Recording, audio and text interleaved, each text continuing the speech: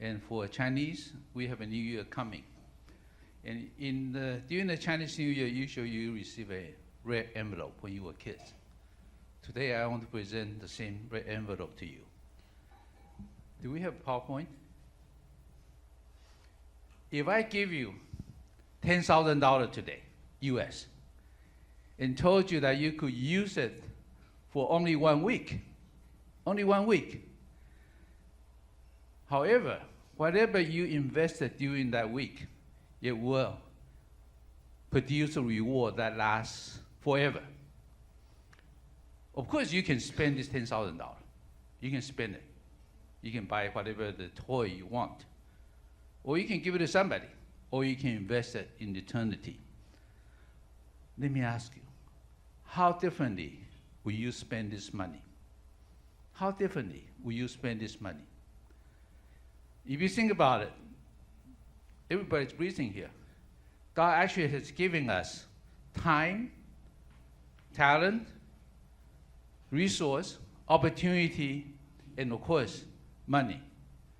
The question is not whether we will spend them. We will spend them. But the key question is how we will spend them.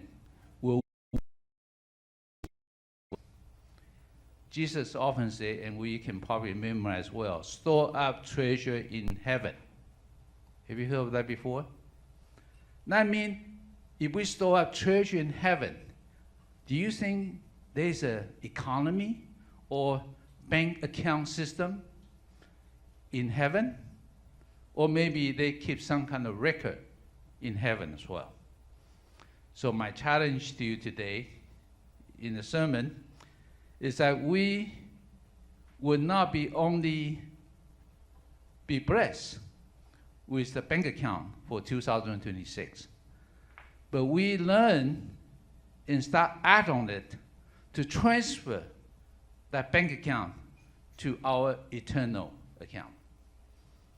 We can exchange temporary money into something that will last forever and give us true treasure in heaven.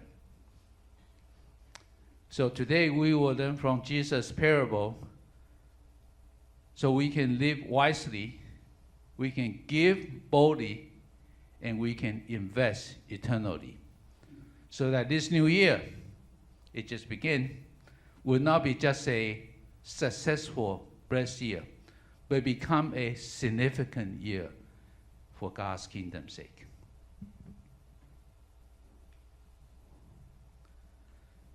This parable comes out of Luke chapter 16, verse 1 to 13. The title is The Shrewd Manager, but the Chinese version is called The Unrighteous Servant, even worse. And this is the most perplexing and very hard to explain passage. The reason is this unrighteous, this lazy or wasteful steward, he squandered his master's money, and he was morally flawed, and he even, after being fired, tried to alter the contract to pay his own way. So he is very generous, but he is generous with his master's money, not his own money. But yet, the master praised him for being shrewd or wise or witty. What's going on? This clearly contradicts our common sense or our moral standard. Does that mean Jesus is encouraging us to cheat? Or does it mean that we can, to reach our goal, we can use any means that can be justified? So what is that this passage can really teach us? So we're going to read it. Just bear with me. I have to learn how to use this one. This is the passage 1 to 13. So if you have a Bible, you can open up and you can mark it on your own. Jesus told his disciple.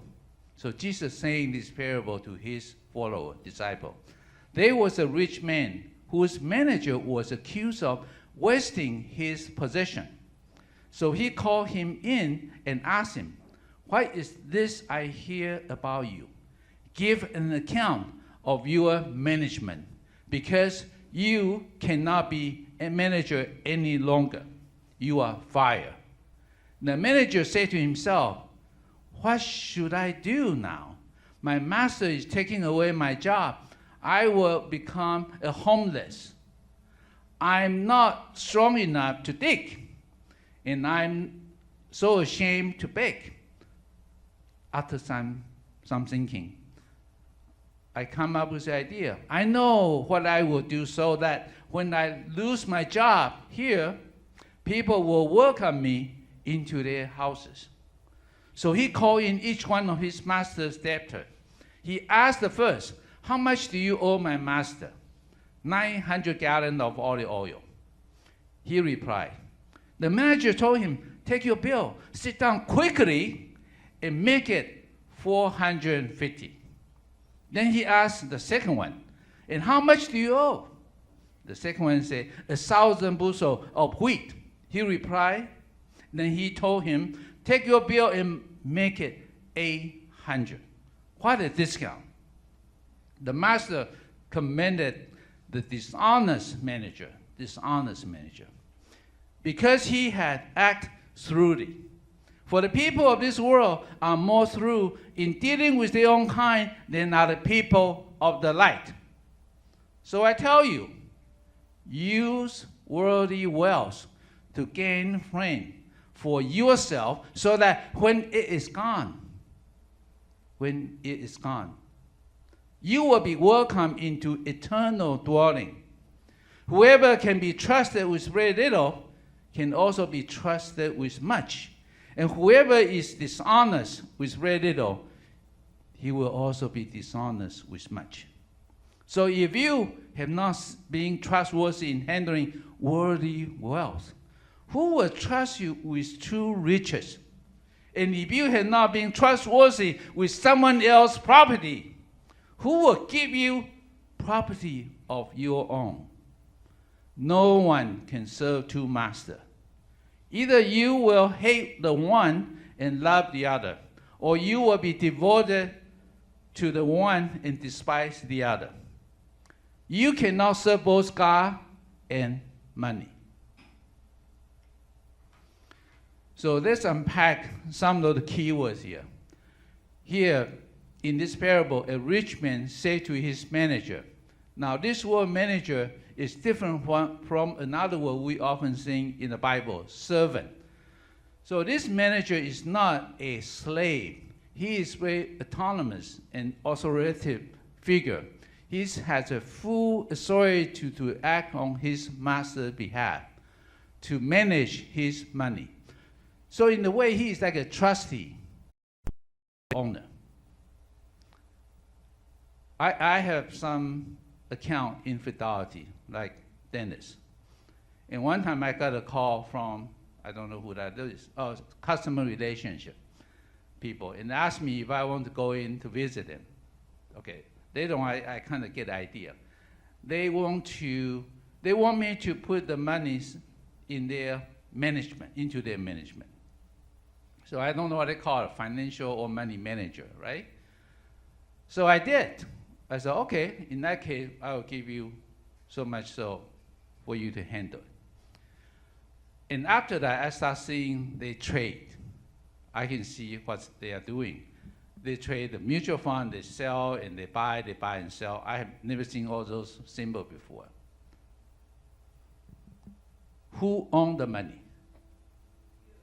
Who is doing the trading? They are doing the trading. My goal is what? Make money, exactly. So at the end of the quarter or year, all I want is look at that number. Are they doing okay or not, right? Are they doing same or worse or hopefully better than what I'm doing myself? So I was very curious if I will compare my own management and their management. So this manager is just like that Fidelity money manager. I own the money, but he's managing it for me. Of course, he takes some fee, but at least he doesn't own it. And I'm hoping he will do well. Now, in this case, this manager apparently is very lazy or wasteful. He is not doing his job, so he is being fired. Now, the word squander here happened to be the same word used in the previous parable, the prodigal son, in the previous chapter 15. Remember, this prodigal son asked for inheritance before even his father died, so he can take it and he goes somewhere else and have a great time, but he squandered them all.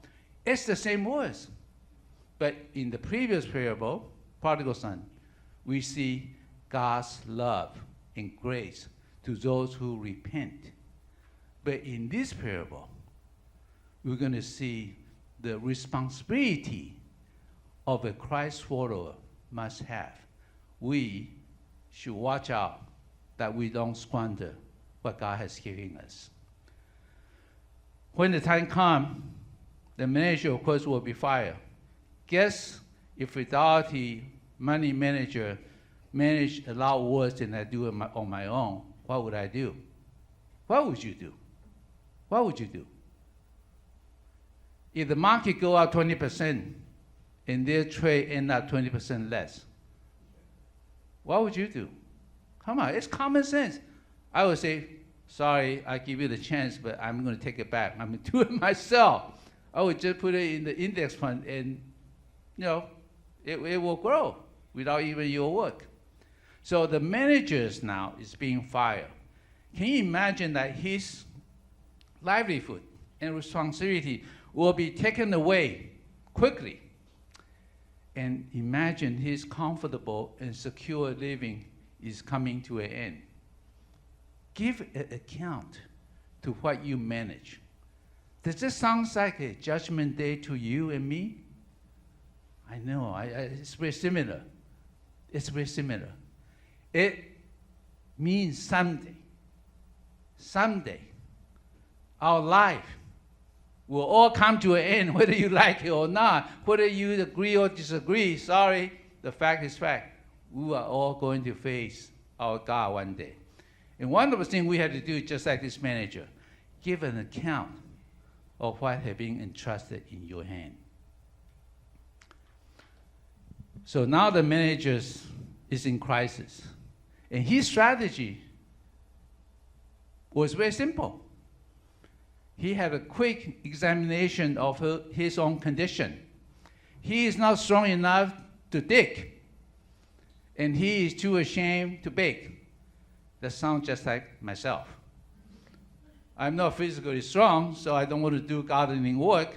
Ask me to beg, no, it's not my cup of tea.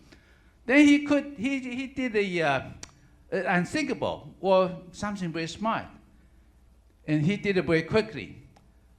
He utilized the remaining authority, a few days that he had left, to build up some future for himself. He is kind of smart, or he knows he got to do something right now. If not, when he is fired without any power, responsibility, it will be a lot worse. So he called in all those who owe money to his master, and he gave them a big discount. 9,000 gallons of olive oil equal to about 3 years of workers' wage. So let's say if today's worker wage is, say, $50,000. That means $150,000. Quite a bit of money, right? 1,000 bushels of wheat is about 7 to 10 years of wage. That's even more. That could be easily $500,000 or more. And now he gave them a discount. We have to understand some context 2,000 years ago. It's more of the honor and shame society. If you are Chinese, you will easily understand what I'm talking about here. Or it's probably easier. If you grow up in America, may be different. Meaning interpersonal relationship or the gift you receive from another person has a lot of impact on you. Let me give you an example. My mom, anytime people give her a gift. For example, the other day, my mother-in-law came to our house, and my mom is living with us. And my mother-in-law gave her a electric blanket, right? I don't know how much it costs, maybe $10, $20. Then my mom keep telling me and my wife, go buy something, go buy something, go buy something so I can return this to her. We keep saying to her, the mother-in-law has he doesn't lack anything. We can't think of anything to give her, right? So then I guess about a week later, I saw in our kitchen, there was 2 dozen of 燕窝 bird's nest drink, right? I thought, Connie, what are you doing? I mean, you love it so much, you buy 2 dozen of them? No, I didn't ask her. It turned out those are the gifts my mom asked my wife to buy, so she can give that as a present back to the mother-in-law. So I don't know what you call it, debt of gratitude? Meaning if people do me a favor, I must return the favor. That's the mentality they have 2,000 years ago, right? So if I do you a favor, I give you 20%, 50% discount on your loan.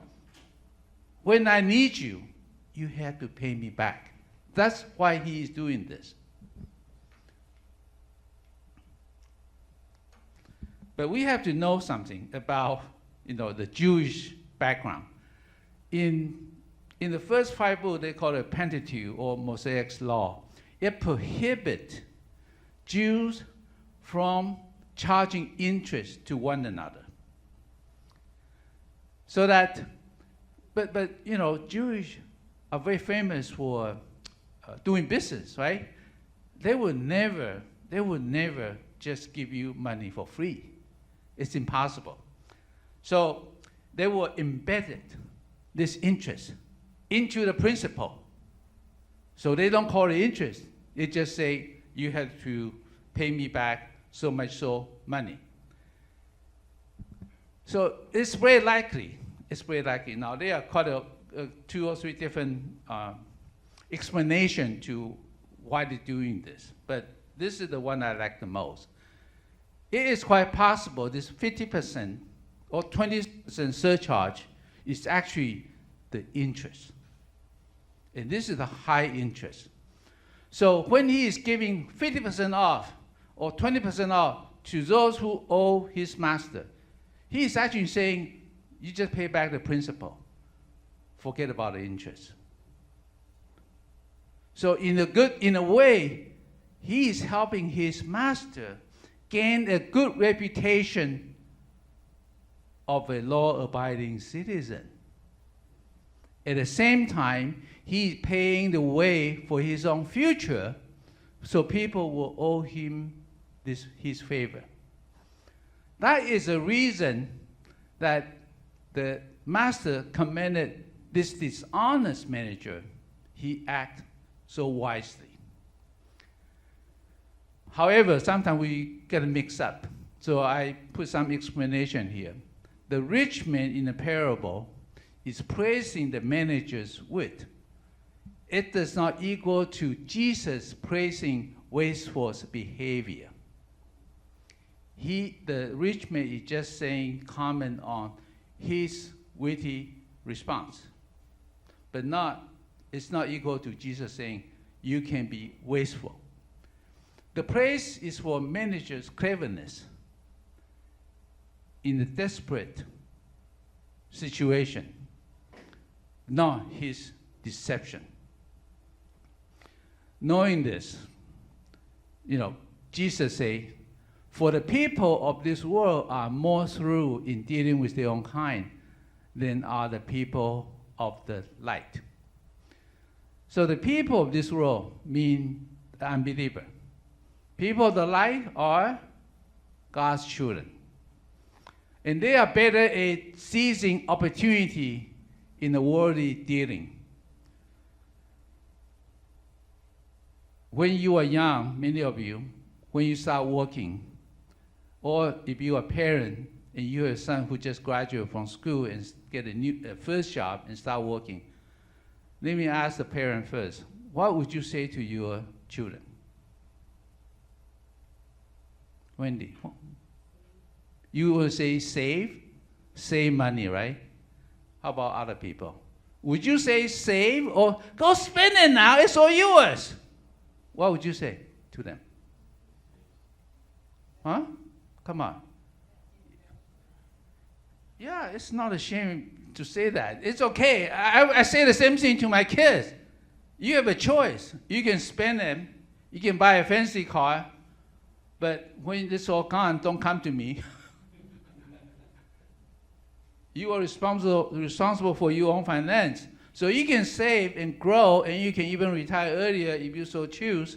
So we will tell our children to save and plan for retirement when you are not fit to work anymore, don't we? We do that. So we help our children set up their retirement account. I urge them to max out if possible, because the company sometimes will chip in. We buy insurance, don't we? Some people buy different. You need a medical insurance. Otherwise, in the US, if you get sick, you will go broke. Just one sickness. But some people even buy life insurance, just in case I pass a little bit unexpectedly. Those who depend on us can continue live a decent life. That's what insurance is for. So we plan ahead. We plan for retirement. We buy insurance, this and that, to protect ourselves. But for Jesus, he probably thinking, if all the world, the worldly people know to do this, how come the children of God have no sense of urgency and take no action for planning their eternity? They don't plan for their eternity. We plan for our retirement. How long can the retirement last? 10 years? 20? 30? Okay, 50 years. You live until 150 years old. Let's say you can live until 120. So you got 50 years. So what? It's going to come to an end anyway. But no believer are planning for eternity, right? Most of us don't. So I want to say, sorry, this is a strong language. Piety is not equal to doerness or stupidity. And spirituality is not equal to no planning. Meaning I can be a spiritual person and I plan ahead. Meaning if I fear God, I'm also very smart. They are not contradictory to each other. Furthermore, after this parable, now Jesus starts to comment on this. So he say, I tell you, use worldly wealth to gain friends for yourself, so that when it is gone, you will be welcomed into eternal dwelling. Now, worldly wealth, I don't need to explain that. That's the money in your bank, money in your pocket, okay? Gain friend. Why is gaining some friend? I think it's, in this context, it's quite easy to understand. It's people's soul. I bring them to God's kingdom so they become children of God. That is what this gaining friend means. And in God's economy, do you think people's soul or money are more important? Which one? Is that the soul or the money? Soul. Do you know, someday when we pass, the money you have in your bank, you cannot take it with you. Do you know that? Whether you go to heaven or go to hell, sorry, even hell, they don't take your money. But if you go to heaven, there'll be some soul waiting and welcoming you. Wouldn't that be fun? So, when the money is gone, when is it that money is gone or it becomes useless? Either we die or the Lord's return. Then at that time, the money has no purpose, no function anymore. If we have not treasure up in heaven, then no one will receive us into the kingdom of God. You will be so lonely. You will be so lonely. I heard a saying, I forgot where it came from, but I still want to share with you. We are all writing a book. Each of us is writing a book in our lifetime, telling our life story. Even though we don't think ourselves are the author. I never actually write a book, right? But we are doing it, and that book is our checkbook. That book, the checkbook, record how we use our time, talent, and money, either for ourselves or for God's kingdom. So that money, how we spend the money, tell a story quite a bit. So someday, we have to give our account to God. Jesus explained, when we handle this wealth in the world, there's something to watch out. Whoever can be trusted with very little can also be trusted with much. It kind of contradicts our thinking. We always want to do something grand, big, impactful, change the world. Don't we all want to do that? We do. But do you know where it starts? It always starts small. Always starts small. So the principle of stewardship from God's perspective is very simple. If you are faithful, if you are trustworthy with very little you've been given, then you will be entrusted with some more responsibility and true treasure in heaven. So this very little, in this context, is the worldly money, someone else's property. Actually, those money are not even yours. And when you are entrusted with little, and you are faithful, God will give you much. And that much is the true riches. That's the property of your own in eternity that no one can take away. So only when we are faithful in little, we can be trustworthy with much more in eternity. So if we look at this life from another angle, some people believe when we come to the end, that's the end of everything. Meaning, nothing continues. No soul, the body perish. That's the end of everything. Do you believe that? That's very naive thinking. The life, this life, is more like a boot camp or like an internship. It's a training ground or preparation for eternal life. I think this is running out of battery.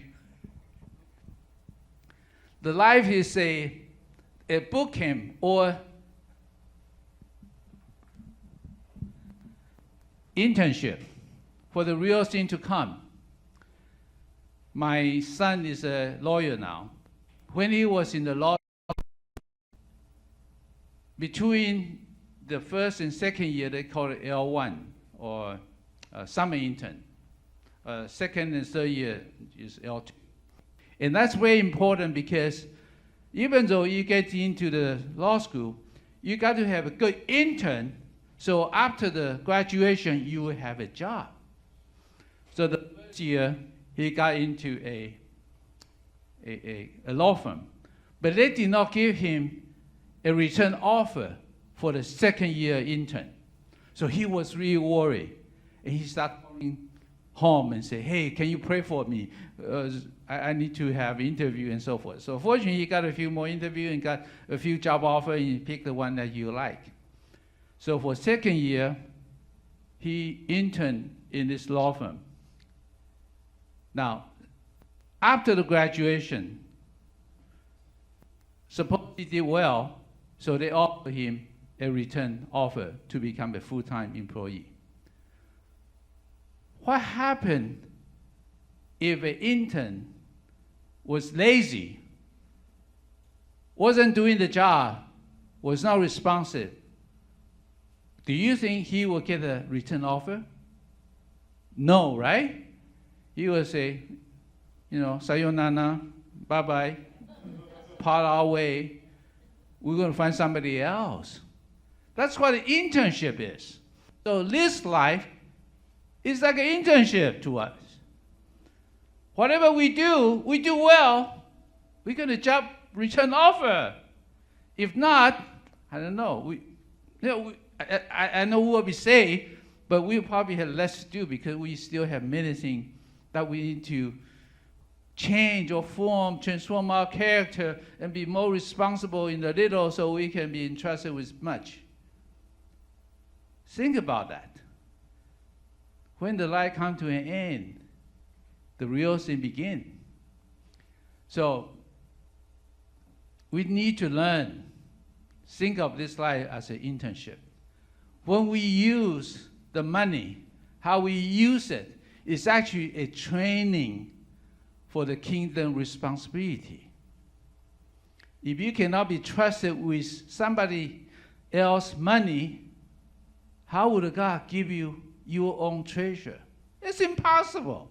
I wouldn't do that. So if we look at that, every financial situation, decision is actually a spiritual test, a test of our trust in God or our trust in the money. Do we trust God more or we trust God better?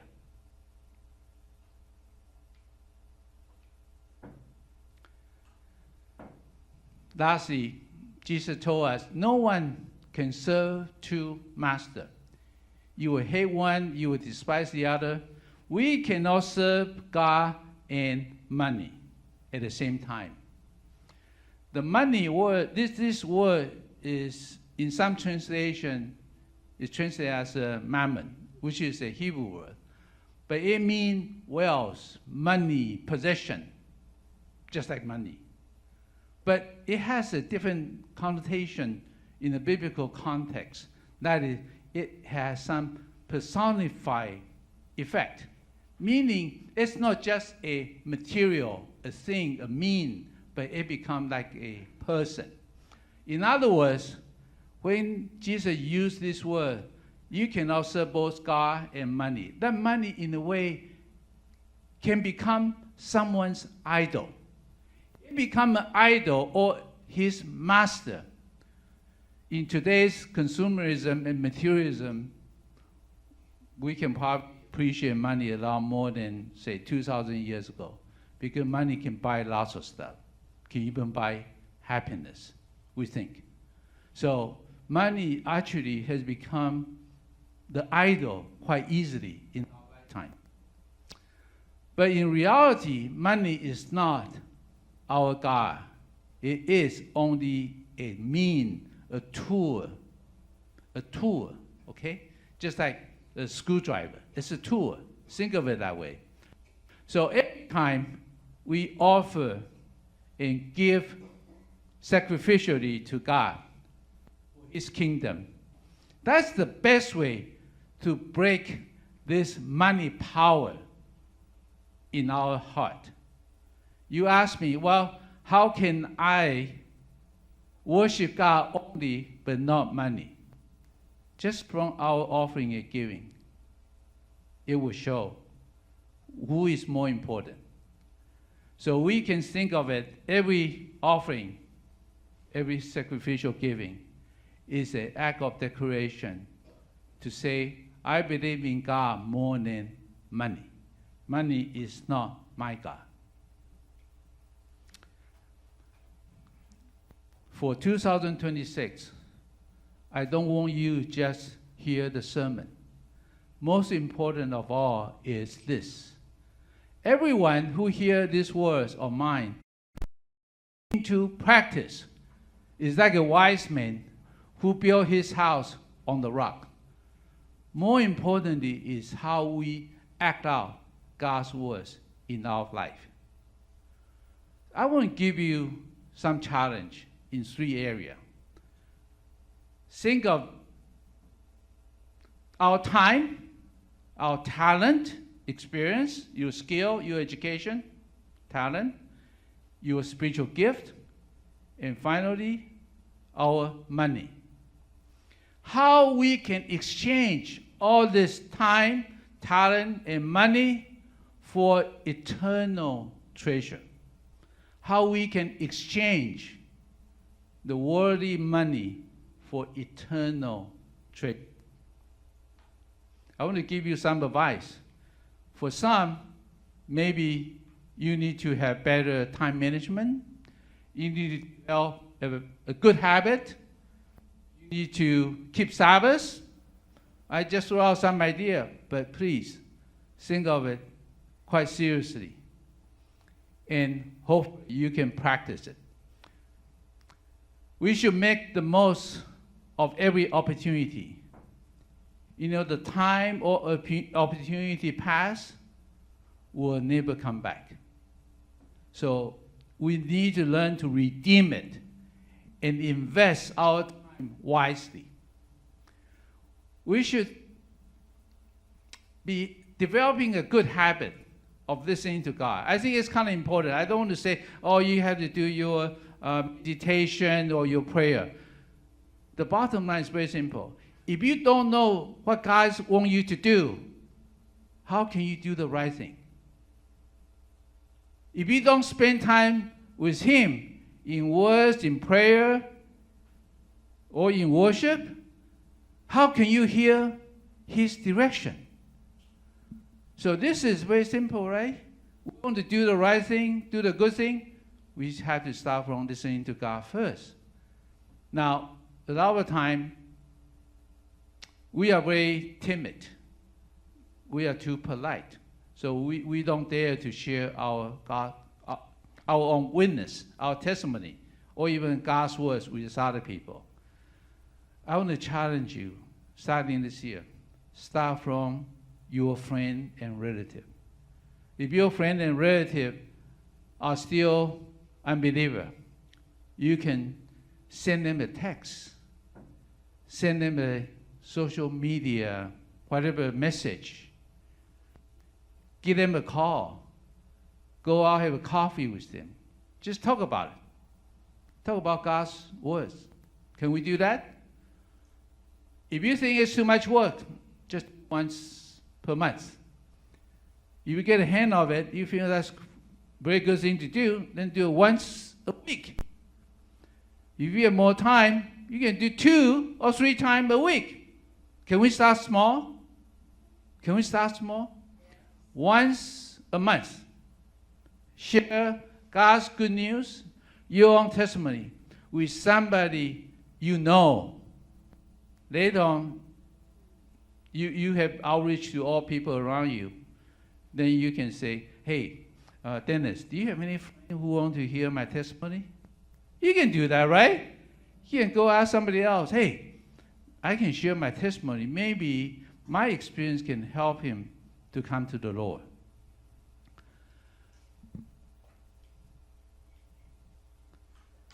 Talent. We all have talent. You are all very well educated. You have lots of experience. We need to use those talents to serve and build the church. A lot of times people say, I don't know what my spiritual gifts are.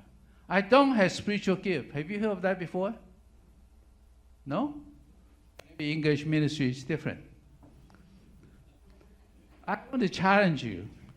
If you think I'm not qualified, you know how you can assure that you are qualified or not? Start by serving. Just jump in and serve. You don't have to go take the a questionnaire, evaluation sheet to find out your spiritual gift. A waste of time. Just say, how can I help? How can I help? You can start by doing the greeter. Then you may find out, man, you are so good with dealing with people. People love to talk to you and so forth. Then you know you have caring gift. Or you say, oh, I don't know much about Bible, but I want to learn how to lead the words, in our discussion. Then you jump in and you start doing it. Then you find out, it's easy, I enjoy it, I love it. That's how you find out. So I want to challenge you. Start serving.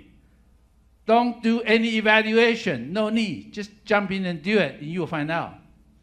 You'll find out what you're good at it, what you like, and what you dislike, or you are not good at it and need improvement. That's the best way to learn. For other people, we have lots of professional or worldly experience from our work or from family. The church needs your help. And finally, I want to say, don't sit there waiting for people to come to you and say, hey, can you help us on this? We don't know who you are or what skill you have. You have to volunteer. Jump in and help. Jump in and help. It's just like in a family, right? When you see the dish will not wash, then you jump in and help. When you see the garbage is still in the canister, has not been pulled out, then you help to pull out the garbage can. Just like that. We are in the house of the Lord. So everybody's a family. We can chip in and help. Finally, let's come back to money again.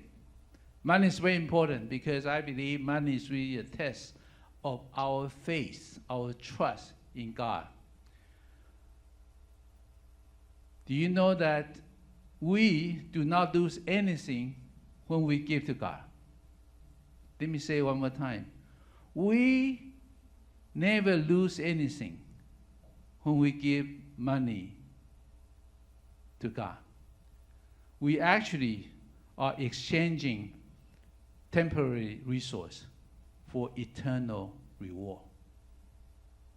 We are doing the exchange, like a trading. Like doing a trading. I know we are taught to give tithes, but I want to inject a new thinking. Give generously and courageously. Generously and courageously to mission and church. In our small group, there was a sister who knew a missionary.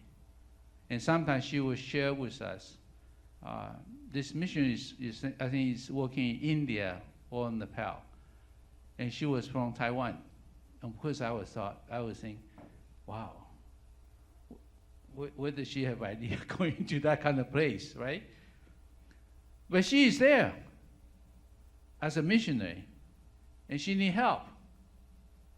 That is the giving to the mission, giving to a missionary. You will hear this story all over the place.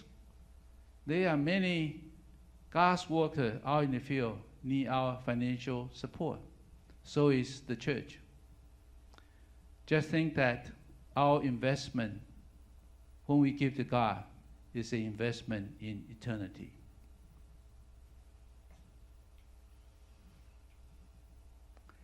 I know it's hard. I ask you to give generously and courageously. I ask you to put your time to serve. Use your talent to contribute. All these are very challenging. But I want to share a short clip with you. Just imagine, when you exchange worldly money for eternal treasure, you bring people, win their soul to God's kingdom. Someday, when you go to heaven, what would it be like? Yep. What would it be like? Can you play, please? Los Angeles. Freeman sends a fly ball to center field. Varsho's going back before the clock strikes midnight. Freeman hit a home run. Has ended it. So now they turn the tide. They won the game. And a Game 3 classic.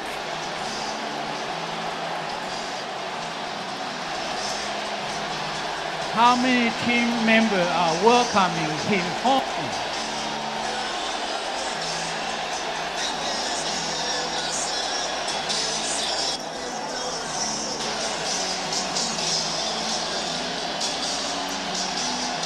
Can you imagine someday when you return to heaven, who will be welcoming you as a teammate? Or will there be nobody? Maybe you share God's good news. You invite them to the church. You give generously to the mission work so that these people are saved. You are giving your account to God. You are welcome home like a hero. This is just for a game, just for a baseball game. Can you imagine how wonderful it will be in heaven when we go there? And not only Jesus, but all the people that we share gospel with, that we help contribute to their salvation, will come and welcome us. It is worth it. Next slide. Thank you. So I challenge you for the new year of 2026. We want to be aware of the situation we will face, whether you like it or not. That means we have to give an account to God when we die or when you return. We are not the owner. We don't own the money. We don't really own our time. They will all come to an end. We are only a trustee, a manager, a steward. We are not giving our money to God. We are redistributing or allocating God's resource to where He wants us to give. We are redirecting God's resource to what we think, by God's help, what will be the most, will generate most return. So when you give, it's not cutting a piece of our meat. Don't feel pain. It's not ours. It's God's money. And then we must capture the opportunity, because time can come and go quickly. And we want to learn and do by actually doing it to exchange the worldly resource. I want to emphasize not just the money, but time and talent for eternal true treasure. Because when we are faithful in little, we will be entrusted with small responsibility. Do you know that at the end of Revelation, there is this phrase, God's servant will reign with God forever and ever, just like in the Garden of Eden. Those who are victorious, who demonstrate that they can do God's work, will rule with God forever and ever. This life is only an internship. And God help us. And help us not only just hear the words, but live out the words.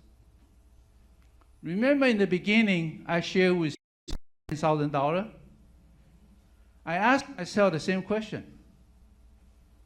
If God gave me $10,000 and I have to use up in 1 week, one way or the other, what would I do? What do you think I did? Guess.